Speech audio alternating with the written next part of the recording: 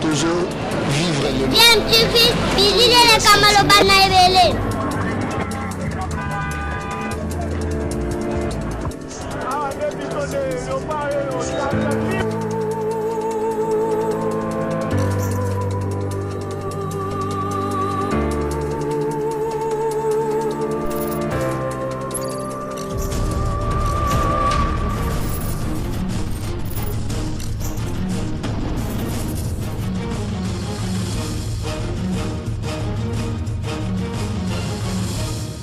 DMTV toujours en avant. Da DMTV chaîne YouTube Nabino et sengweza na ngambo na biso et sengweza vraiment na mupandi na biso poto yebi ke boze belé o boza olanda chaîne YouTube Nabino bolingaka DMTV ou memela kabino actualité mais ba analyse pe sur ba sujet d'actualité pe lisusu ba faits sociaux na ba réalité ndeka to vivana mboka na biso République démocratique du Congo mboka ezanga makambo te boyebi kaka na mboko yo balobaka mai ningana jamais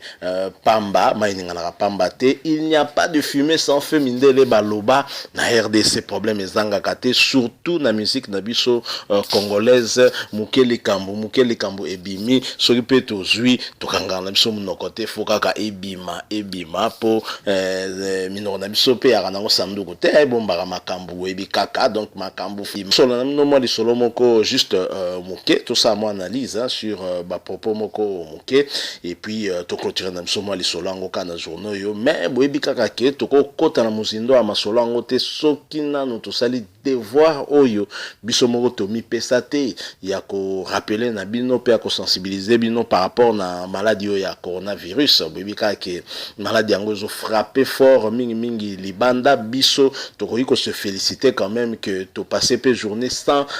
kamoko na Kinshasa ezali grâce ya Nzambe mais tokoki kolembisa pe garde te po to boyi makambo ya ba deuxième vague makambo ba troisième vague to boyi yango donc to continuer ko respecter ba mesures barrières ndenge ba konti bazo senga na biso il y va de notre santé il y va de notre vie parce que prévention de masolo prévention yango nde ekosala ke tomi batela to batela pe ba famille na biso Shaingenge ibuba boyebi bien Shaingenge alongwa na EBCBG kala Shaingenge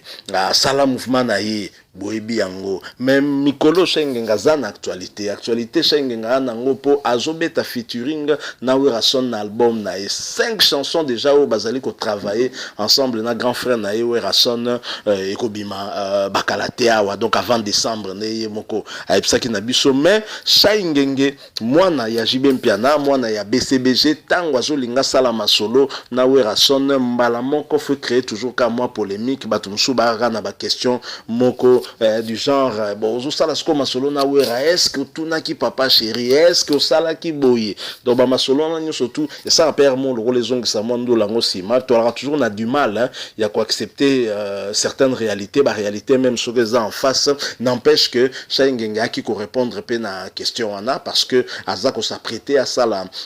abim sa featuring parce que Moussa les autres salama déjà baza dans le studio bazo travailler ba nzembo ya Shaingenga boyebi que Shaingenga c'est un chanteur de talent à la talent makasi c'est très bien chanté et puis à la grâce moko le sous grand frère na komaka pe banzembo ye moko pe apparemment ça peine écriture à komaka donc Shaingenga répondre na question ya on na proposer bino bolanda na Simon va un tout petit peu analyser moi réponse na ndenge à lobby est-ce que monsieur ba monango mabe est-ce que ça la raison ndenge répondre bongo par rapport ya papa chéri JB Mpiana ya ngonde masolo total juste après awa je rappelle que bozolanda DMTV chaîne YouTube Nabino soki ozana no abonné tendero nanga ozako zelanini pour faire partie de cette famille DMTV cliquez au comme abonné ko bossa na pété cloche et notification juste à côté et vous permettre na yo ratarali sous le côté sur etotier awa suivant cet extrait avec Shaingenga nous nous retrouvons tout de suite après. Que Chaya s'est répondu qui est-ce qu'il y a tout qui a vu à Massanaï JB avant collaborer avec Wera. Je pense que Wera va répondre en gros. Donc c'est la promotion de la culture, ça n'a rien à voir avec Massanaï bien. D'ailleurs, Chaya Ngaouchoulouba n'a fait il y a exaucé Segen Mignon Magnata Azalaki Wana. Le représentant qui JB Piana, Chaya Ngaouchoulouba Azalaki Wana. Gaël Touzolana. Après ça va répondre des choses. Ngaza lycée de Naza indépendant. Ok. Tant on s'en matam nangai, même papa a botti ngai Naza attend l'autorité papa la ligne ça la boité. La vie appartient à toi seul. Effectivement. Na malamu na mabena ya yomo. Omonde ngala longa BCBG. Na un risque. Na longo attention à c'est bien. Tu vas surtout balinga ngate. Nos vies les a combat. Faut se battre. Faut que munda. La difficulté belle dans cela. Comprends? Pour le la salama, na ça vous avez fait na tu na papa chéri. Non. Mais on informé que nous avons les 4 ans, nous avons appelé papa chéri. L'anniversaire, un concert, c'est mon peur. Si nous avons El Salvatore de la un autre message qui vient d'arriver. Vous êtes nombreux autant random. C'est Papi Mandeki, s'il vous plaît, parmi les réalisateurs de cette émission. Alors, Bishra Yaza Mystique. Abandé la plan wana. Batu Baleli. Bambeya Mbeya. Baboumaka. Allez là, pardon. Bambeya Mbeya. Ah. Maman wana krake na kele bano botanga balofanga boyete bakale na ba tendresse perfection bakares na ina lito inange motiva kanga nanga yo amasa masa tusheki na tongwetani mabala boye pardon na koka kuboyete osakana kana kwita love eleki agene tenera ngwebo maka nkema nango dangereux ujana na mbeya boponi nanye ba ujana banilisaka bambeya babomaka patina linga sako losanduka aleki pokala elengi zefireni anga nasepelizaka ye na nyonso ye.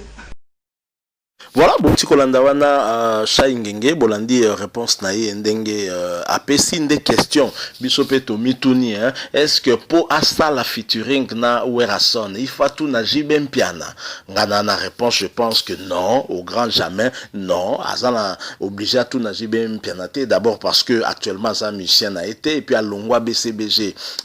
kala yemoko pa lobi yango asa na bonne relation na Jibem Piana mona na vie na c'est mon père papa naye donc parfois bisomoko public ndeto aka otia polémique c'est ka polémique ezate d'ailleurs nangongo peso to zolo babo to comprenant na biso que relation entre Werason na Jibem Piana la nango au beau fixe et zalaka pe de même temps to zomo na tamsusu jibazo kangamana ferré au kangamana héritier watana bebana ya Werason même c'est Léo Scram ba polémique ezali toujours ko zala misu ba lo bangwa zo sala point nuire na moninga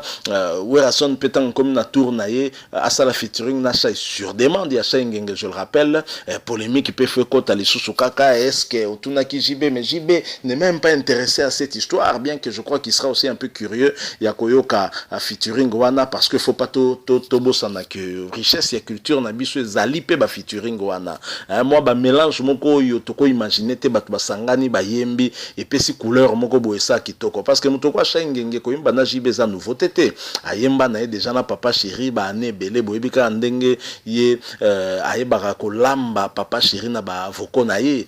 mais Shaingenge koyemba na Werason wana c'est inédit wana eza eloko nanu salama te tozala curieux toyo kango de même soki lobby na vandi to ki featuring ya